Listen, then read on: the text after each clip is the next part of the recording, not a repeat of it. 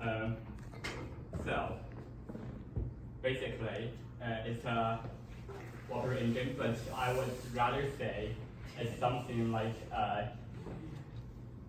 from the ground GPU, a 2D GPU engine, something. I mean like a render engine, something like that, because it's basically layer-based with assets, stuff like that. It's like a game engine, but with like minimal game stuff. So okay, so hopefully it still works. Okay, it still works. As you can see, you can still see my blue background, but the current state of this thing that I'm having trouble with, like good practice about GPU programming, like cache all those binary layouts, pipelines. Yeah, and especially when you're using Rust. You need to figure out where you're going to use reference counter, where you're going to use atomic reference counter with mutexes. Since I don't really have my front end wired up with my backend, maybe I should actually change my manager to atomic reference counters with mutexes, because the front end talks to the backend. That's a C task. Anyway, that's my capstone. It's doing GPU stuff right now with very efficient caches. I do calculate this. At least I do calculate what's being calculated, so I could dynamically tell my compositor to re-render part of my screen. So the fact is that this seems GPU rendered, but it's only rendered once because it's static. Okay. And I have multiple monitor support, although it's the same now. But I can support multiple monitors with different outputs, so they could have different wallpapers, basically. Yeah. So this is like a graphics thing? Yes. Okay. So what made you decide to build this? Because as a Linux user, we love to write our desktop.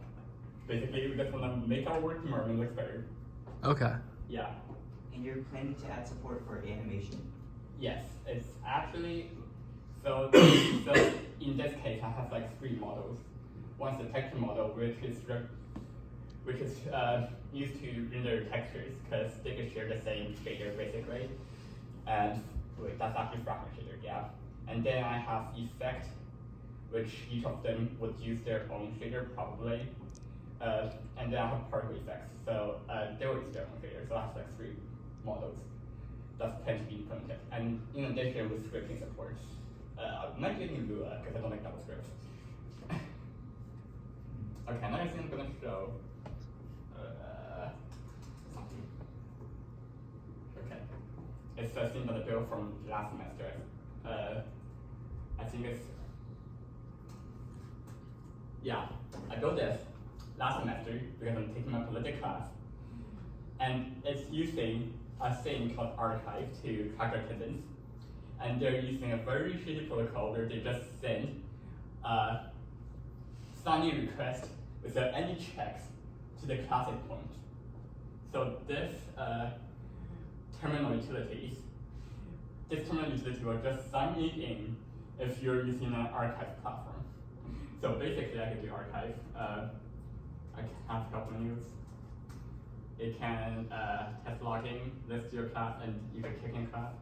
Basically, it's very easy. I think I'm still in the project class actually from last semester, so I can still list my class.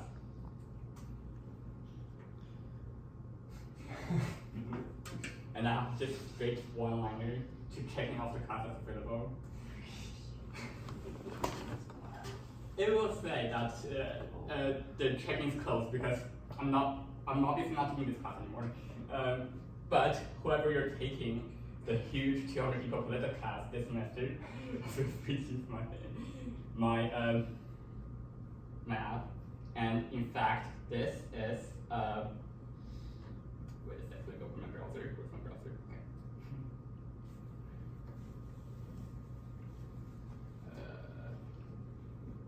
Okay, so let's go to GitHub. Okay, I'm having weird Firefox issues. So find the repository.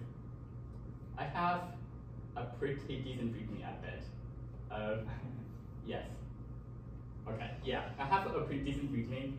So if you are taking political class, or your friend is taking political class who's a computer science major, you can feel free to install this tool and absent for every classes and then just attend online.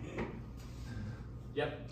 Yeah, by the way, the archive thing, their website is GPS tracker. They will track your GPS location, but only on the client side. But this thing bypass that restriction. So you can actually check in anywhere. Okay. Yes. They have a pretty decent setup guide. And that's it. Questions?